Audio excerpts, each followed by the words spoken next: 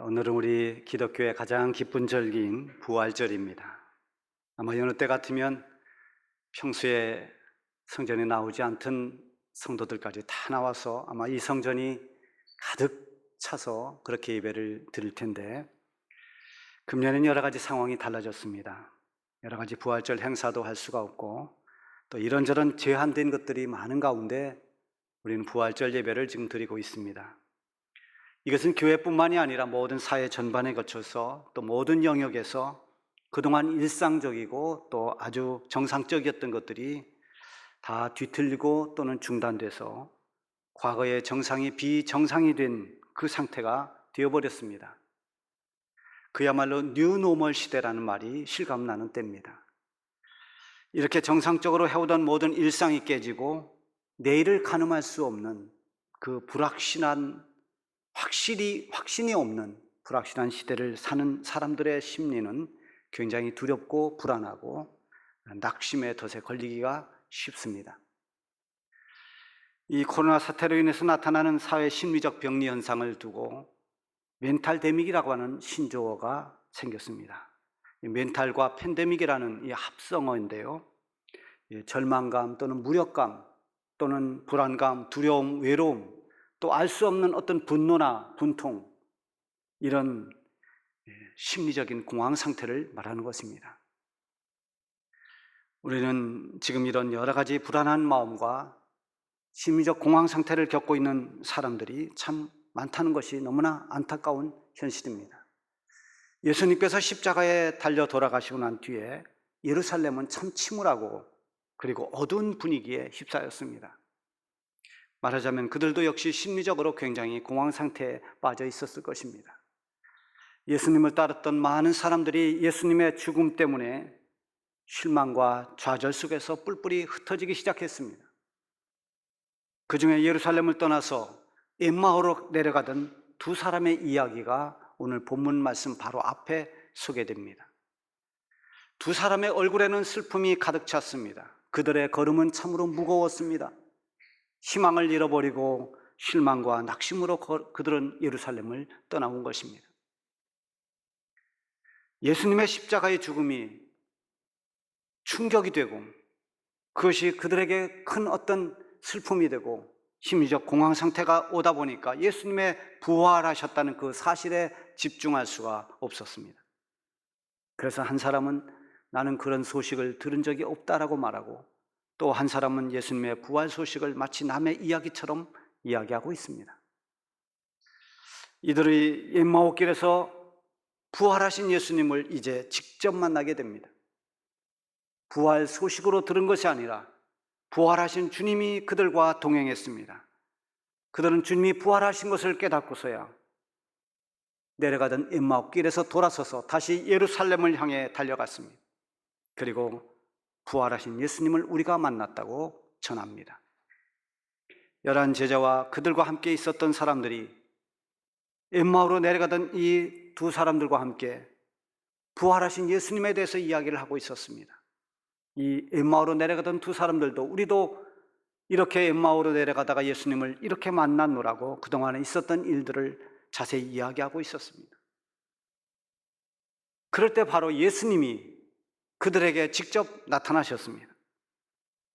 36절 37절에 보면은 이 말을 할 때 예수께서 친히 그들 가운데 서서 이르시되 너에게 평강이 있을지어다 하시니 그들이 놀라고 무서워하여 그 보는 것을 영으로 생각하는지라. 부활하신 예수님이 오셨는데 얼마나 기쁘고 감격스럽습니까? 그런데 이들은 놀라움과 무서움으로 움츠러들었습니다. 그리고 예수님을 알아보지 못하고 자기들이 유령을 보고 있는 줄로 생각했습니다. 분별력도 떨어지고 담력도 없고 평안도 없었습니다. 예수님의 그 참혹한 십자가의 죽음이 있은 뒤에 예수를 십자가에 못 박으라고 외쳤던 그 군중들도 막상 예수님이 죽고 난 뒤에는 허탈감과 후회스러움으로 그들은 고민했을 것입니다. 더구나 예수님의 제자들은, 그리고 예수님을 따랐던 많은 사람들은 큰 충격을 받고 낙심과 두려움에 깊이 빠져 있었던 것입니다. 부활하신 예수님은 제자들을 만나서 제일 먼저 선포하신 말씀이 너희에게 평강이 있을지어다, 평강을 선포하셨습니다. 평강이 있을 때 모든 신앙생활은 정상적으로 유지될 수가 있습니다. 믿음이 있어도 평안을 잃어버리면 믿음을 발휘할 수 있는 힘이 없습니다. 은사가 있고 또 여러 가지 능력이 있어도 마음에 평안이 없어지면 그런 모든 것들이 무력하게 됩니다. 어떤 상황에서도 우리 성도들에게 반드시 있어야 할 것이 바로 평안이라고 하는 것입니다.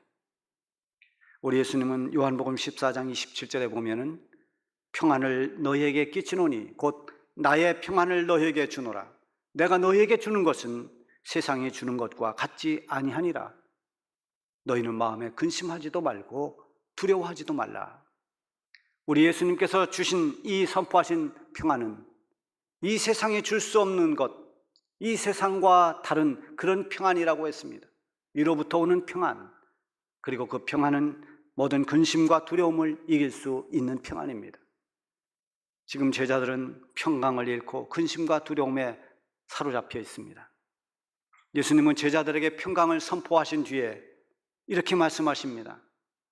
어찌하여 두려워하며 어찌하여 마음에 의심이 일어나느냐. 여기에 보면 두 가지를 지적하십니다. 두려움과 의심입니다. 두려움은 하나님께서 주시는 마음이 아닙니다. 디모데후서 1장 7절에 보면 하나님께서 우리에게 주신 것은 두려운 마음이 아니요 오직 근심과 사랑과 능력과 사랑과 근신하는 마음이라 이렇게 말씀하고 있습니다. 하나님은 우리에게 두려움을 주지 않습니다. 우리 성도들이 두려운 마음을 이길 수 있는 것은 믿음밖에 없습니다. 전능하신 하나님께서 나와 함께하고 계심을 믿을 때 두려움은 물러갑니다. 하나님께서 약속하신 그 말씀을 확신할 때 두려움을 이기고 용기와 담력을 얻을 수가 있습니다. 믿음이 없으면 두려움을 이기지 못합니다. 제자들이 두려워한 것도 부활하신 예수님에 대한 믿음이 없었기 때문입니다.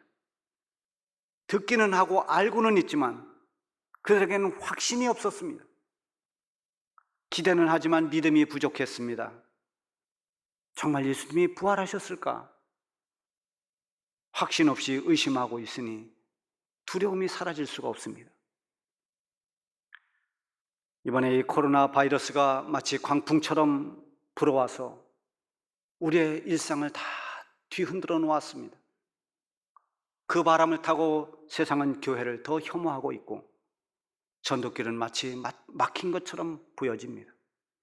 많은 사람들이 하나님의 권능을 의심하고 성령의 역사를 의심하고 두려운 마음으로 염려에 빠져 있습니다.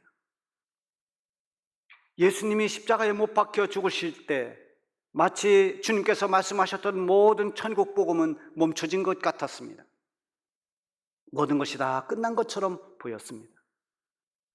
그러나 예수님의 십자가의 죽음은 끝이 아니라 오히려 새로운 생명의 시작이었습니다. 절망을 딛고 일어나는 그런 희망이었습니다. 예수님이 죽으심으로 말미암아 부활의 영광이 나타난 것입니다.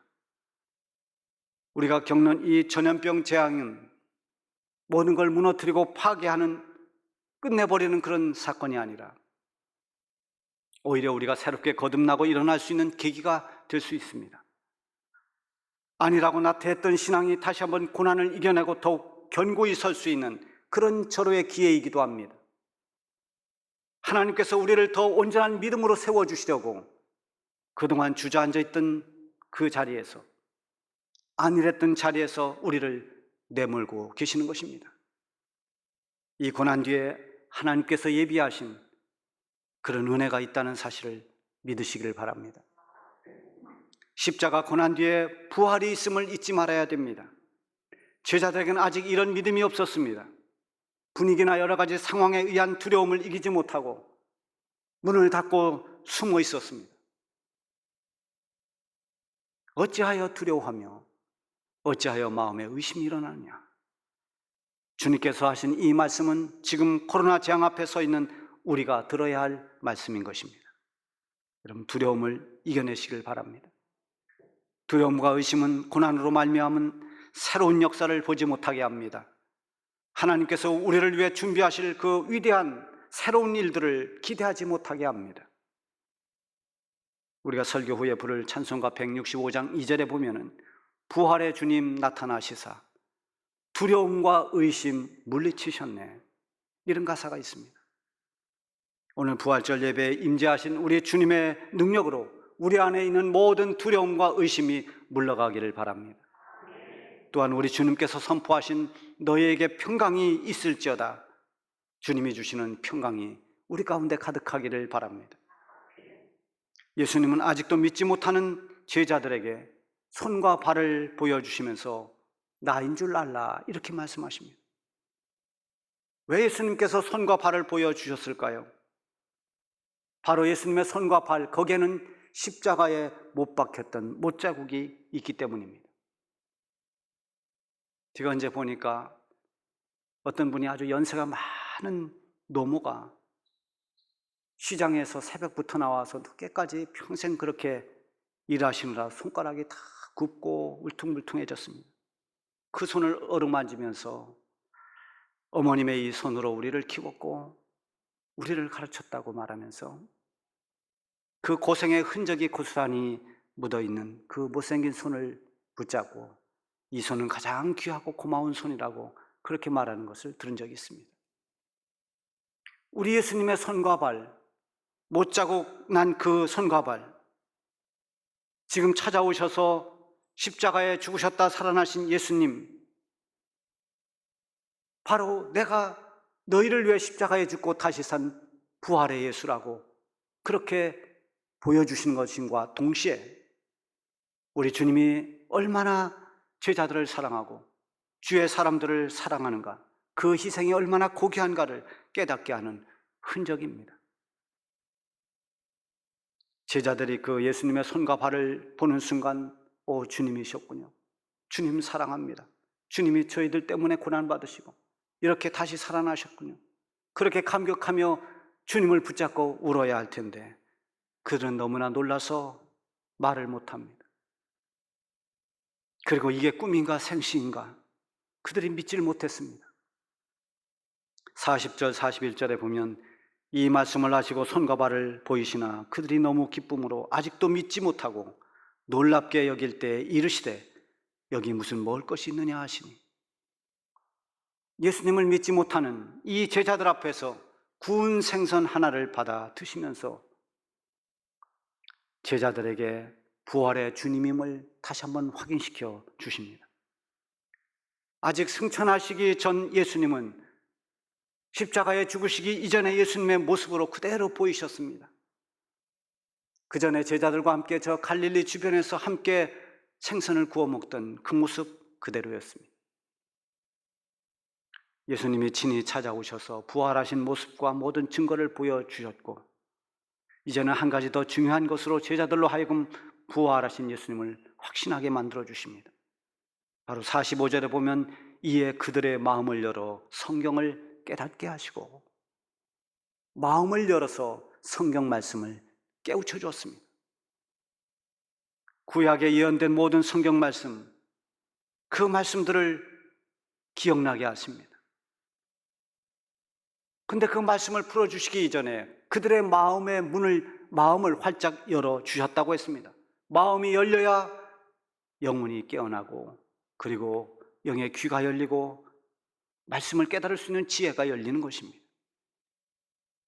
우리는 예배를 드리기 전에 또 말씀을 듣기 전에 하나님 앞에 그렇게 기도해야 됩니다. 하나님, 오늘 예배를 드리면서 또 말씀을 드리면서 내 마음을 활짝 열어주십시오. 말씀을 깨달을 수 있는 지혜를 주십시오. 엠마오로 내려가는 이 두 제자도 예수님께서 그 마음을 열어주셨고 성경 말씀을 풀어줄 때 그들의 가슴이 뜨거워졌다고 그렇게 간증을 합니다. 마음이 열리면 성경을 깨닫고 성경을 깨달으면 하나님의 거룩하신 섭리를 깨닫게 됩니다. 제 설교집 가운데 그 마음을 열어라고 하는 책 제목이 있습니다. 그 제목을 어디서 땄는가 하면 바로 설교 가운데 사도행전 16장에 나오는 말씀입니다. 사도 바울이 아시아에서 열심히 전도할 때 성령께서 강권적으로 저 마게도냐로 건너가라고 말씀하십니다. 그래서 바울이 마게도냐로 건너갑니다. 마게도냐로 건너간 첫 성이 바로 빌립보입니다. 빌립보 어느 강가에서 처음 전도를 하게 되는데 거기에 여인들이 많이 모여 있었습니다. 그 가운데는 자색 옷감 장수인 루디아도 있었습니다. 근데 사도행전 16장 14절에 보면 주께서 그 마음을 열어 바울의 말을 따르겠다, 이 말씀이 나옵니다. 바울이 말씀을 전할 때 루디아의 마음을 주님께서 활짝 열어주셨습니다. 그래서 바울이 말하는 그 복음을 알아들었습니다. 믿었습니다. 그리고 감동을 받았습니다. 은혜를 받았습니다. 루디아는 온 집안 식구들이 같이 세례를 받습니다. 그리고 루디아의 집은 빌립보 교회가 세워지는 시작이 되었습니다. 이런 역사가 일어납니다. 부활하신 주님은 제자들의 마음을 열어주셨고 성경에 기록된 그리스도의 고난과 부활을 깨우쳐 주셨습니다. 그리고 아주 중요한 사명을 하나 주십니다. 바로 48절에 있는 말씀입니다. 너희는 이 모든 일의 증인이라. 이제 제자들은 예수님의 부활을 믿는데 그치지 않고 부활하신 예수님을 전하는 부활의 증인이 되어야 합니다. 예수님을 구주로 믿는 우리 모두도 역시 부활하신 주님의 증인들입니다. 우리 성도들은 부활의 첫 열매 되신 우리 예수님처럼 훗날 부활의 영광에 참여할 것입니다. 이 땅에서 그리스도인으로 또 성도로서 살아가는 우리 모두는 마땅히 주님의 부활을 증거하는 부활의 증인으로 살아야 됩니다. 부활하신 주님의 증인이 되기 위해서 필요한 것은 바로 보혜사 성령의 능력을 힘입는 것입니다.